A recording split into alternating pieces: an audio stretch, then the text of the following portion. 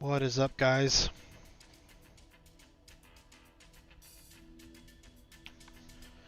So, as the title suggests, this may be a little too loud. Hang on. Alright, so as the title suggests, we're going to be relearning the L-39 and all its goodness. We're at Batumi International Airport here in the mighty Georgia.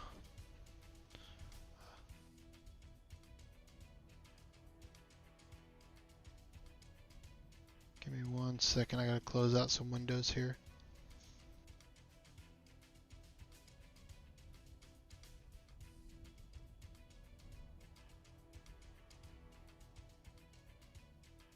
Alright, we're good to go.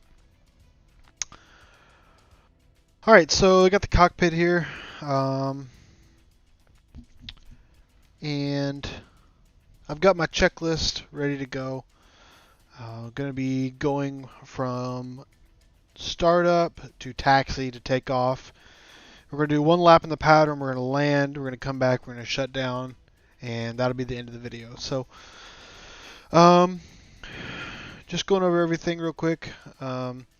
This is the C model, which has the GPS here up front. I'm going to lock my head tracker there, so you guys can kind of see too. We got the GPS here up front. All our gauges here, landing gear and such over here. Got our oxygen tanks. Got our engine, all of our engine instruments over here with our flaps, parking brake, oxygen. This is our landing light and taxi light, and then our canopy locks, which we will have to do in a moment. Then we got our throttle. We got our helmet, heating, and that kind of stuff there. I'll back us out a little bit here. Then we got our radios. Really weird style radio selectors. So it's got preset radios, or radio frequencies. And then, let me see if I can slide over here. So you see this little number here? It changes. Those are all different types of frequencies that are here. And that are already preloaded and everything like that. Let's hopefully this doesn't jump around too much.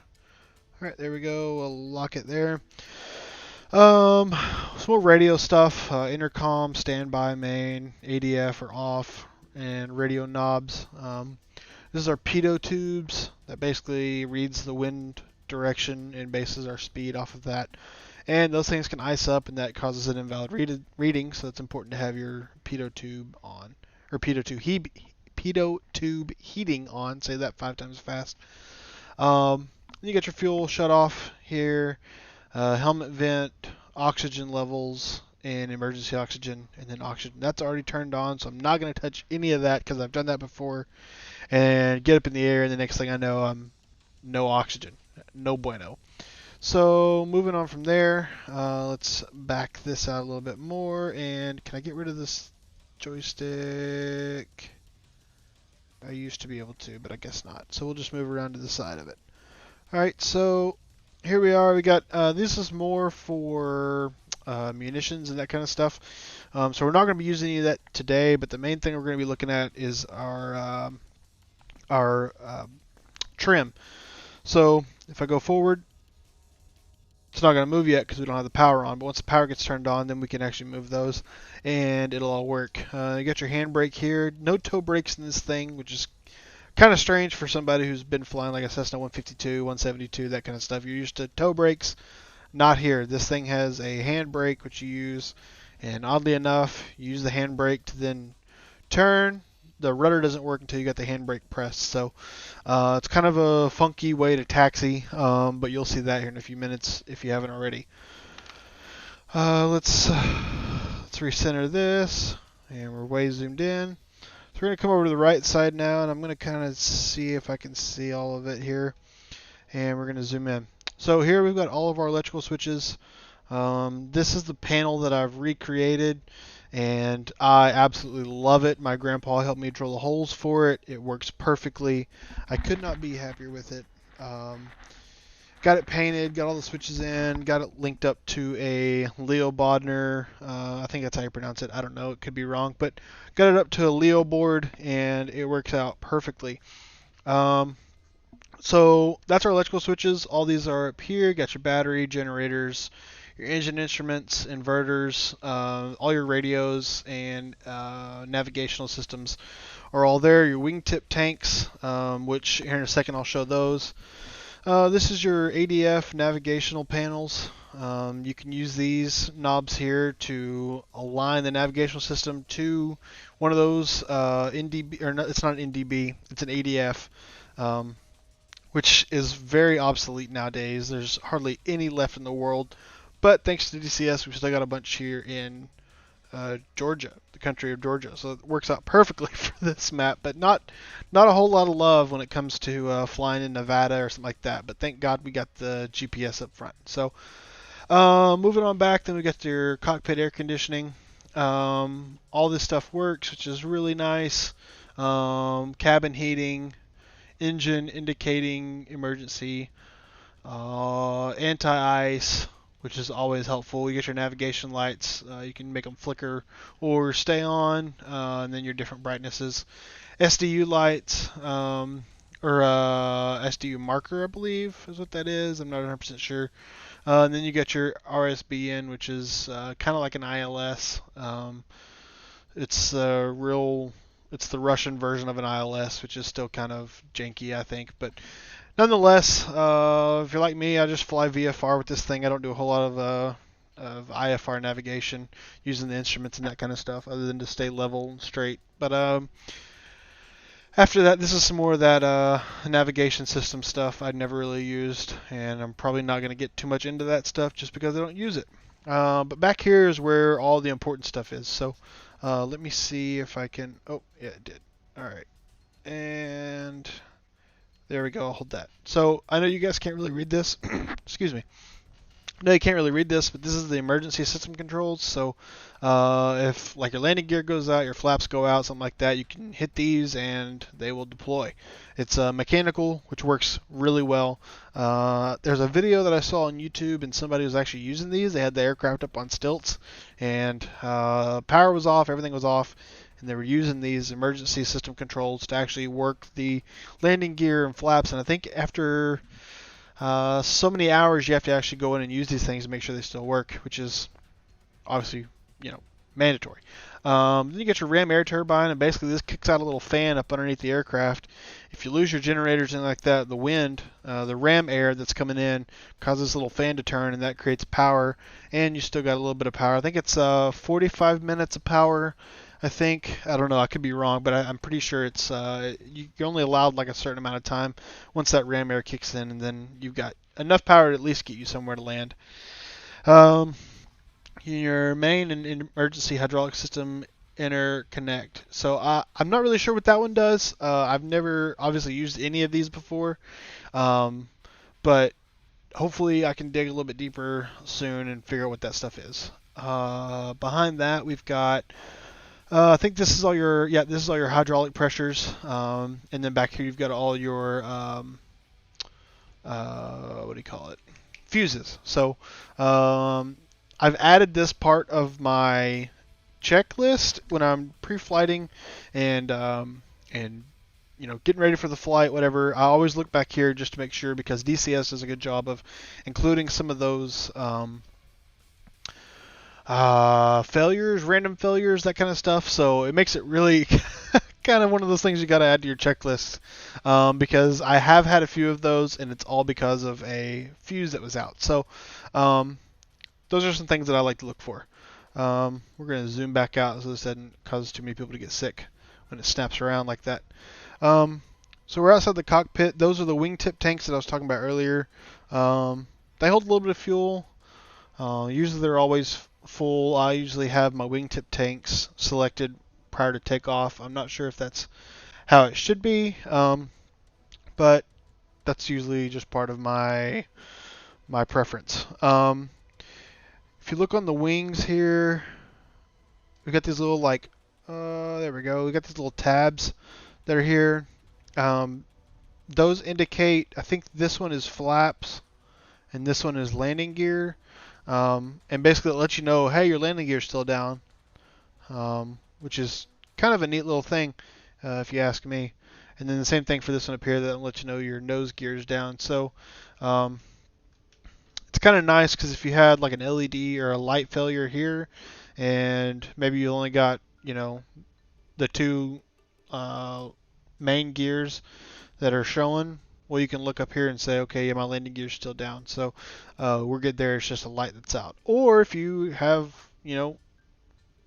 all your lights showing here, but that thing's not up, then you probably don't have a front landing gear down. So interesting little plane, if you ask me. But I absolutely love it. It's a blast to fly, and it's not real fast. I mean, it can get up to like 350 knots ish, if you're really trying to get somewhere fast. But it's a lot of fun to fly, and you can learn a lot by just trying this aircraft out. Um, let's see, is there anything else? I don't think so. So we can go ahead and get this thing started. I'm going to go ahead and close the canopy. And we'll go ahead and lock it. And now I'm going to lock my head tracker so I'm not moving all over the place. But we're going to get batteries on. Actually, we're going to go through the checklist like I said I was. And canopy is now closed. We've got all of our switches are off. There's no lights on the front panel. So we're going to go battery on, instruments on. And we've got lights flashing, landing gear showing down, got our flaps down. The power unit, that's what you hear spooling up there. Basically, that's what's going to help us kickstart the engine. When we get ready for that, that should happen in about 25 seconds. Go ahead and get the GPS turned on. And we're waiting for an orange light to show up here.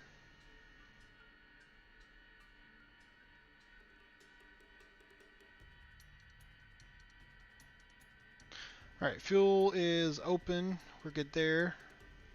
We'll go ahead and get our beacon lights on. We're going to get them flickering. That way people around us know that we're starting up our engines.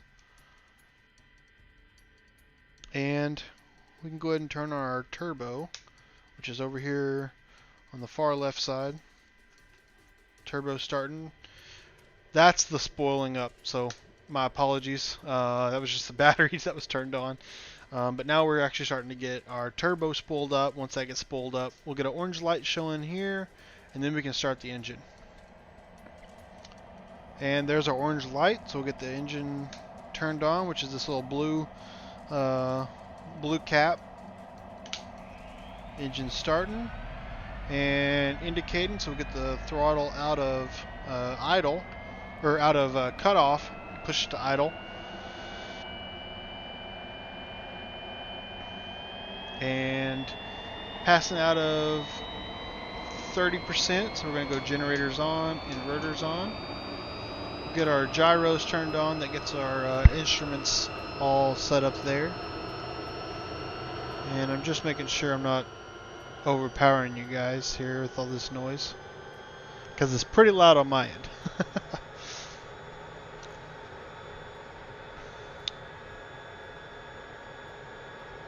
Alright, so we can get all of our other switches turned on now.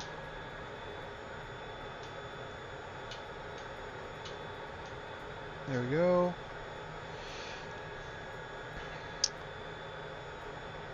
Alright, so got the cockpit lock, or the canopy locked. So now we're just gonna move this forward and get the pressurization going. Wingtip tanks are showing there. That's what that little green light there is telling us. Air conditioner's off. It's telling us that is turned off. And gotta get our mirror going, that way we can see ourselves. And I'm gonna turn some stuff down real quick because I can hardly hear. There we go. It's a little bit better.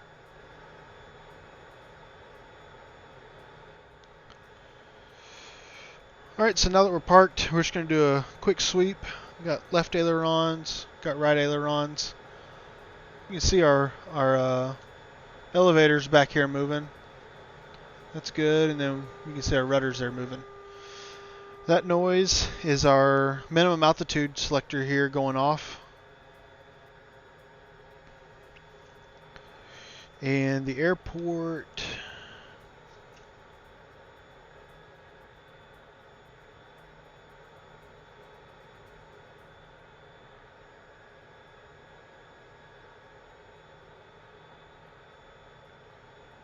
Well, I had a knob set up for this, but it's not working, so we'll go ahead and do that. And now we're set for the airfield elevation. And we'll get our taxi lights turned on. And we'll get our... Let's see, where... Oh, there it is. So this is our G meter. It tells us how many G's we've pulled. We're just going to go ahead and reset that.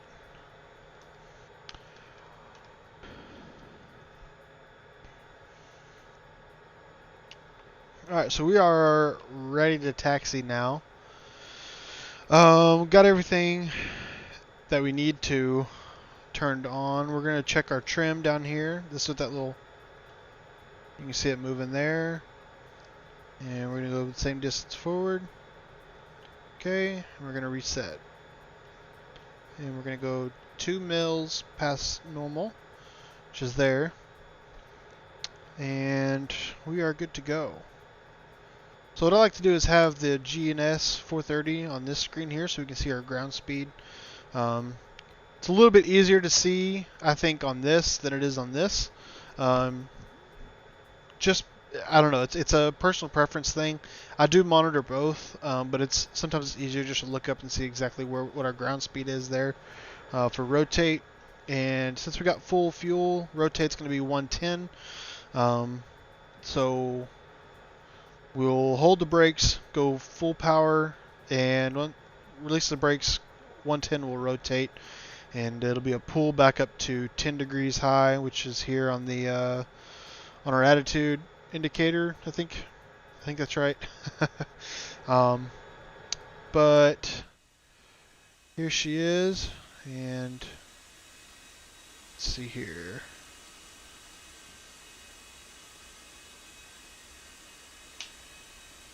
There we go. Now we got some nav lights. Alright, so we're gonna start taxiing. And like I said, it's kind of a weird thing, so you gotta hold the brake and use the rudder pedals. And you just kind of feather that brake a little bit.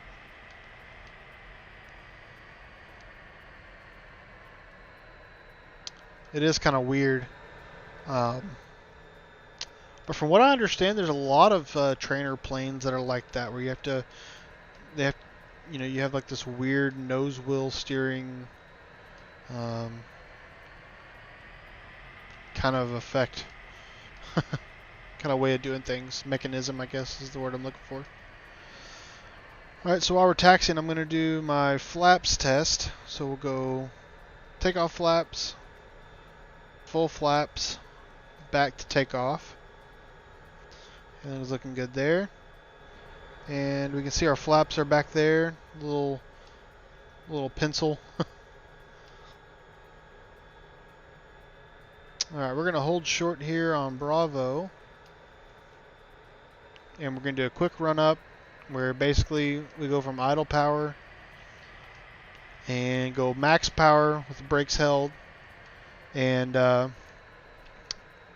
see if we can get full power within 10 seconds, and then we'll go back to idle and then taxi the rest of the way for takeoff. So full power, got brakes held.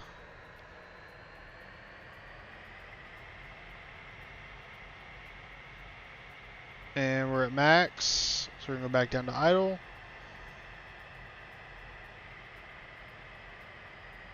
And everything reset, which is nice. And I'm going to move my heading indicator, which takes forever. So I'm just going to use my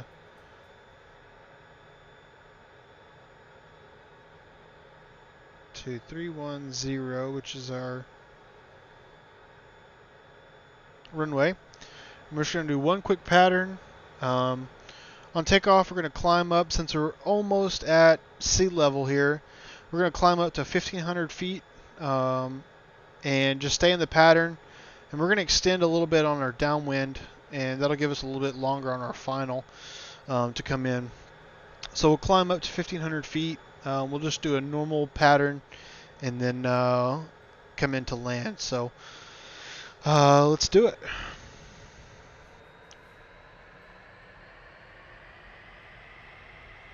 Again, we're going to feather the brakes here so we can keep this thing straight.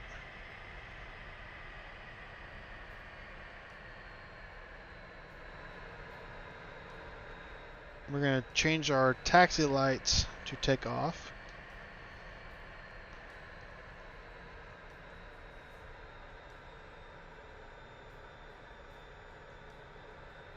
And I'm going to go over here just to give us some more runway.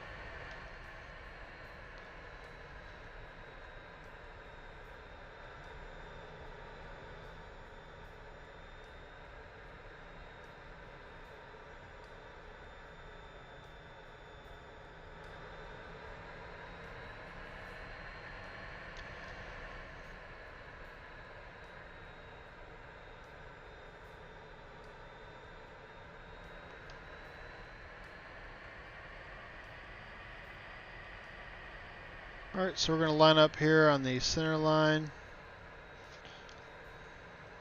And once we get rolling, it's going to kind of veer one direction, and then we'll just, once we get up to our airspeed actually indicating, we can use the rudder pedals, and we'll straighten her back out. But alright, so let's go full power. Got flaps set, takeoff, trim set, engine, instruments in the green, full power, all instruments are set, and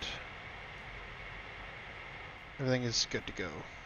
Alright, release the brakes, and we're off.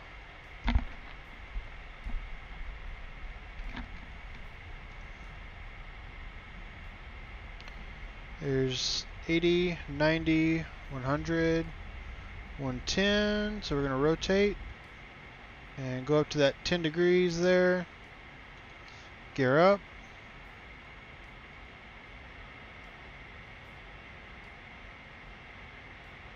I'm just going to hold it right there. We're going to go flaps up now.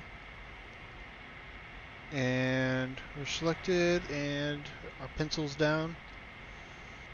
So we're just going to keep this climb going.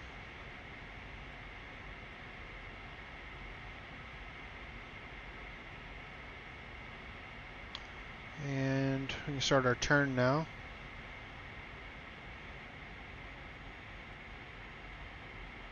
Okay, there's 1,500. We kind of overshot that a little bit.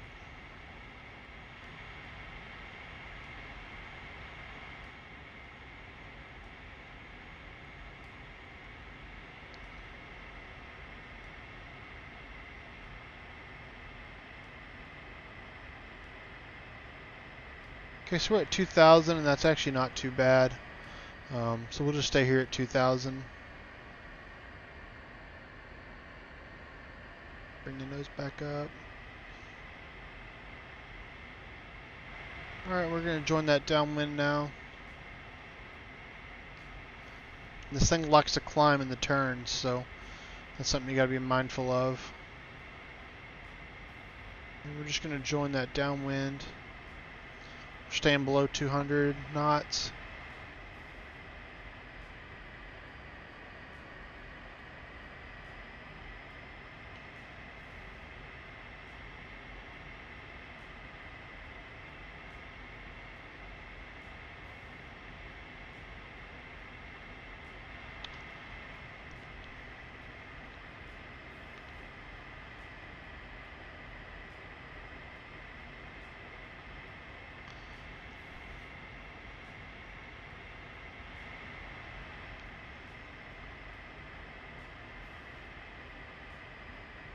Alright, so I'm going to climb up to 2,500 just because I want to extend my downwind a little bit longer.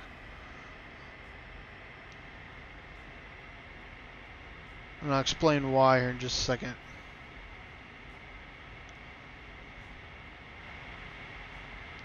So this L-39 has a pretty good delay in throttle responses. So from going idle to full throttle takes a little bit longer than usual.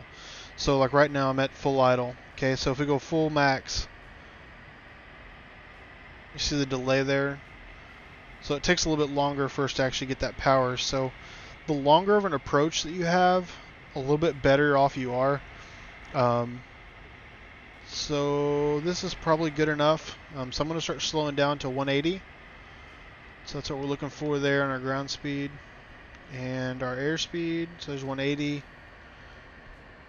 I'm going to slow down. We're just going to keep it below 180 now. We're going to start our base turn. Looking back at the airport over there. And we're going to start our descent.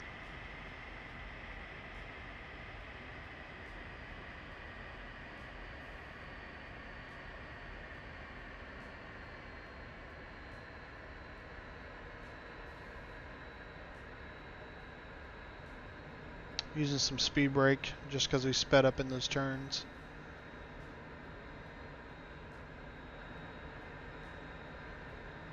Alright, we're going to start our base turn now.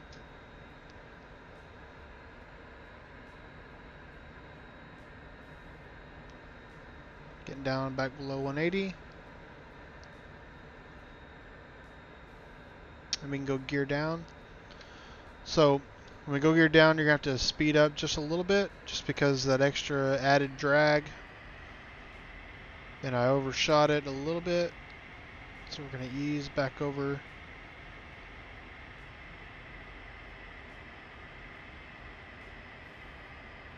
There's our icing light came on, but we've got our anti-ice on. So we're good to go. And then approach speed. Wow, we sped up a lot there. Approach speed is about 160. And then when you get just about on your, short final, then you can reduce it down to about 150. So there we're going to 150, and we're just going to keep our speed up. We got takeoff flap set.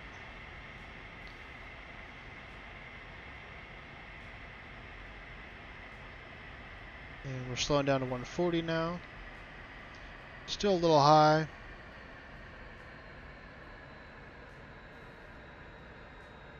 We're just going to aim for the numbers there. We're going to keep our speed at 130. There's our minimum altitude, just 300 feet.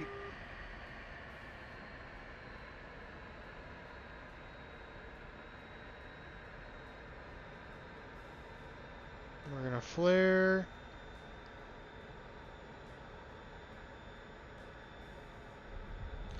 And we're back down on the ground. So my approach was a little too high. That's one thing I can take away.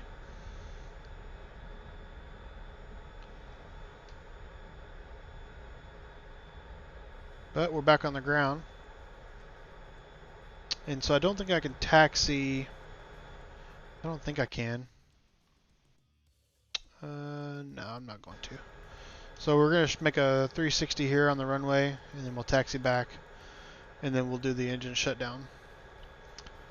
So one thing that I can take away from that was obviously bad planning on my part for those mountains over there. Probably should have done a right-hand pattern, made a right turnout instead of a left. And I think if I pull up the airfield chart for Batumi, maybe I think it is a right-hand pattern.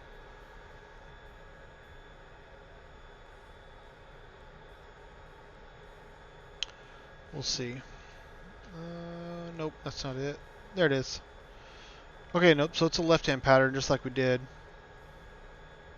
But they want you to keep a kind of a tight pattern there, where we kind of took off and then made it out to this way, where these mountains are, and then came into land. So not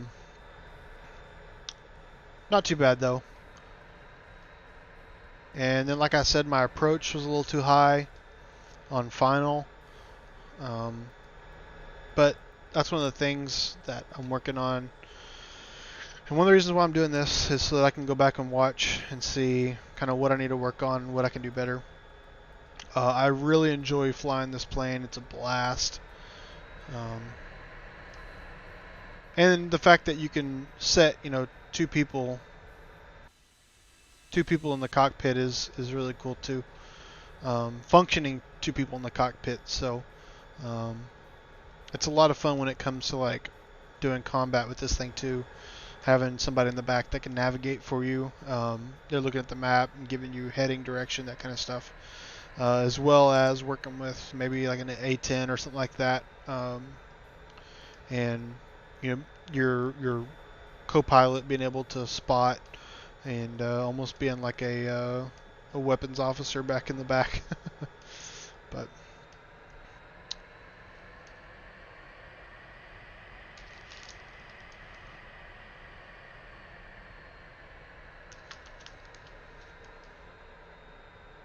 alright, so we're gonna go back over here to where we were.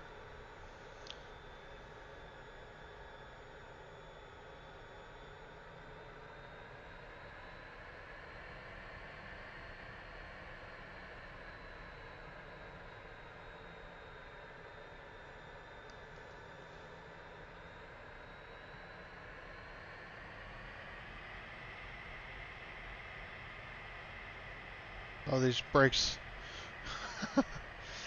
Alright, so we're gonna hold it right there.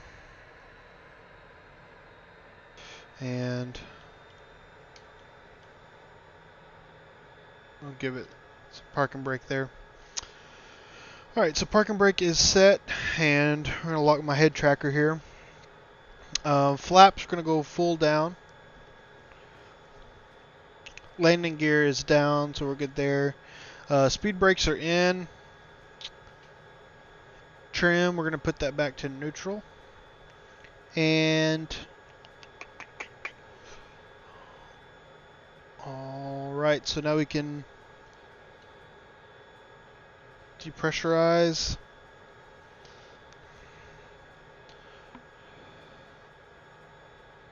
And we're going to start shutting off all of our instruments now.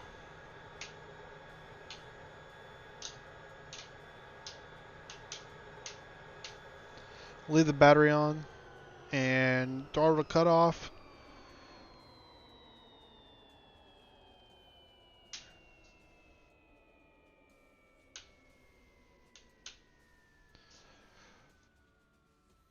And that's pretty much it. So we can unlock that, and let me see where it is.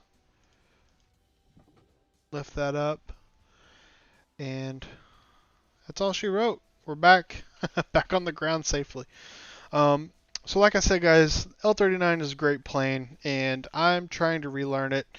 Now that I've got all my switches and buttons and everything like that, I'm still not used to having actual buttons for the flaps. I'm used to hitting something on the throttle, which is kind of odd, but I'm getting used to that, and I'm getting used to having my turbo and engine switches, as well as all my battery and all that other stuff, all the electrical switches. So let me know in the comments what you guys thought. If you guys can pick out anything else that maybe I didn't do, maybe something I can do better, let me know in the comments. And appreciate you guys, as always. Thanks for watching. And if you haven't already, go ahead and like and subscribe.